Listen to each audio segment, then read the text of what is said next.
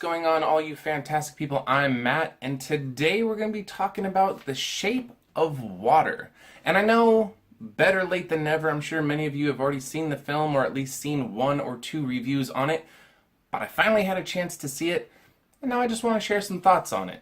The Shape of Water stars Sally Hawkins, Michael Shannon, Octavia Spencer, and Richard Jenkins. Set in the 1960s, mute janitorial employee Eliza spends her days working at a top-secret research facility. One day, Colonel Richard Strickland brings in a strange amphibious creature he and the military believe can give the U.S. a leg up in the Cold War and the space race.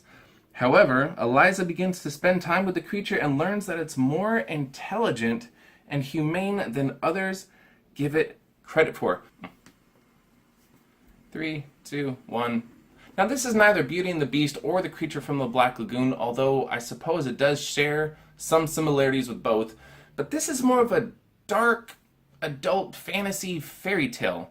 And I guess the best place to start with The Shape of Water, especially since the Oscar nominations have already been announced, is with the acting, which is top-notch, just phenomenal. Sally Hawkins is great as Eliza, and the scenes with her and the creature are both touching and tender, which I know sounds a little bit strange, but she can relate to it on a certain level, and the creature doesn't see her as a mute or different, and soon she begins to teach it sign language and feed it and play music for it.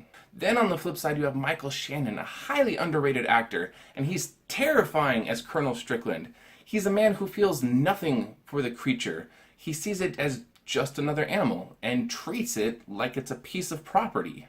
Octavia Spencer and Richard Jenkins round out the cast. Octavia Spencer plays Zelda, Eliza's friend and fellow janitor, and Richard Jenkins plays Giles, Eliza's neighbor, and he's more of a struggling artist who spends his hours talking to Eliza over music and television shows and really looks at her as his only true friend.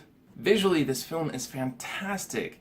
Del Toro has really outdone himself here, crafting a film that looks like a dark but beautiful dream.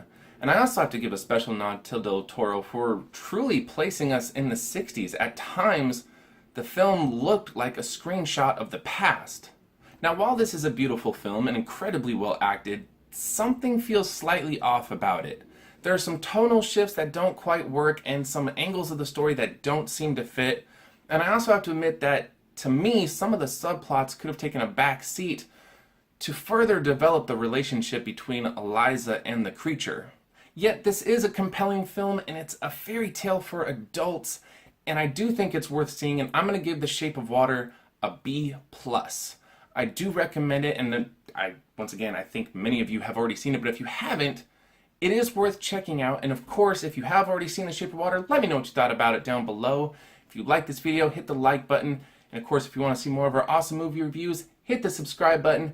Thank you so much for watching. You guys are awesome. And as always, take care of yourselves, take care of each other, and we will see you fantastic people next time.